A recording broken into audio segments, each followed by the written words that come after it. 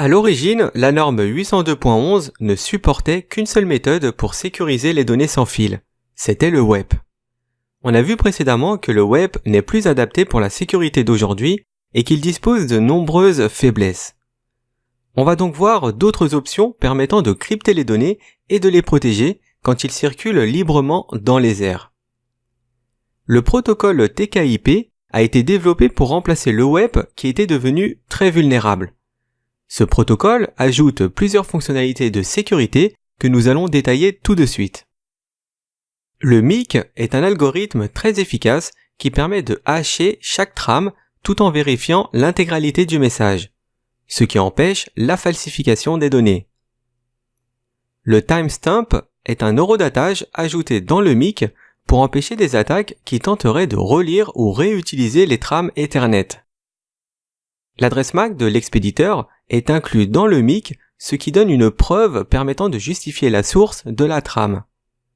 Le compteur de séquence TKIP est une fonction qui permet de fournir un enregistrement des trames envoyées par une adresse MAC unique, ce qui empêche de nouveau les attaques de relecture des trames.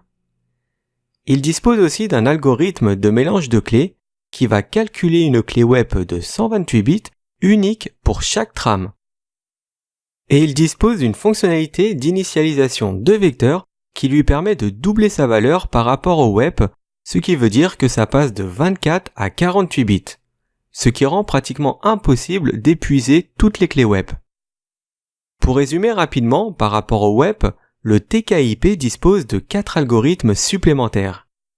Un code d'intégrité de message qui assure que le message n'a pas été modifié. Un compteur pour les vecteurs d'initialisation qui ressemble fortement au numéro de séquence des paquets dans TCP.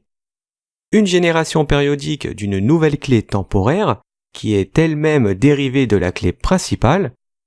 Et une génération de sous-clés pour chiffrer un paquet à partir de la clé temporaire et d'un vecteur d'initialisation. Le protocole TKIP est devenu une méthode de sécurité relativement sûre, permettant de gagner du temps jusqu'à ce que la norme 802.11i puisse être révisée. Car il existe aussi des attaques contre ce protocole. C'est pourquoi il est conseillé de l'éviter si une méthode plus sécurisée est disponible. En fait, le TKIP a même été déconseillé dans la norme 802.11 avec l'amendement de 2012. On va maintenant passer sur le protocole CCMP qui est considéré comme plus sûr que le TKIP. Le CCMP se compose de 2 algorithmes, un compteur de chiffrement AES et d'un code d'authentification des messages, utilisé pour en vérifier l'intégrité. La norme de chiffrement AES est l'algorithme qui est utilisé par l'Institut national des standards et des technologies des États-Unis, et même aussi par le gouvernement américain. C'est une norme qui est également très utilisée dans le monde entier. Aujourd'hui, il s'agit de la méthode de cryptage la plus sécurisée. Le mécanisme CCMP, sur lequel s'appuie le protocole AEP, est imposé sur la norme WPA2 que nous détaillerons juste après le protocole GCMP.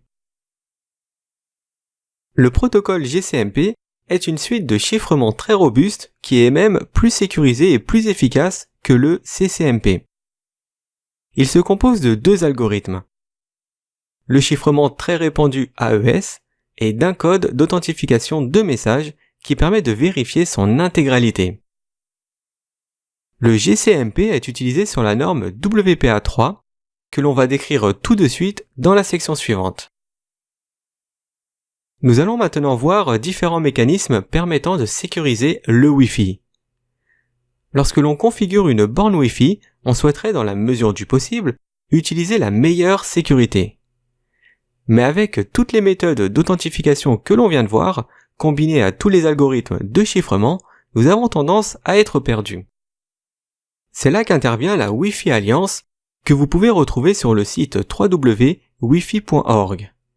Il s'agit d'une association à but non lucratif de l'industrie du sans-fil qui a trouvé des moyens simples d'y voir plus clair, grâce à ses certifications WPA. À ce jour, il existe 3 versions différentes. Le WPA, le WPA2 et le WPA3. Le WPA a été prévu comme une solution intermédiaire pour remplacer le WEP en attendant que la norme 802.11i soit terminée. Quant à son successeur, le WPA2, il comprend tous les éléments obligatoires de la norme 802.11i qui est certifiée par l'Alliance Wi-Fi. La norme WPA2 impose de prendre en charge le mécanisme CCMP sur lequel s'appuie le chiffrement très répandu AES. Le WPA2 a été donc conçu pour remplacer le WPA. Et c'est en 2018 que la Wi-Fi Alliance a introduit la version 3, le WPA3, qui est le remplaçant du 2 car il ajoute de meilleurs mécanismes de sécurité. Le WPA3 propose un cryptage renforcé en s'appuyant sur le chiffrement AES couplé avec le protocole GCMP.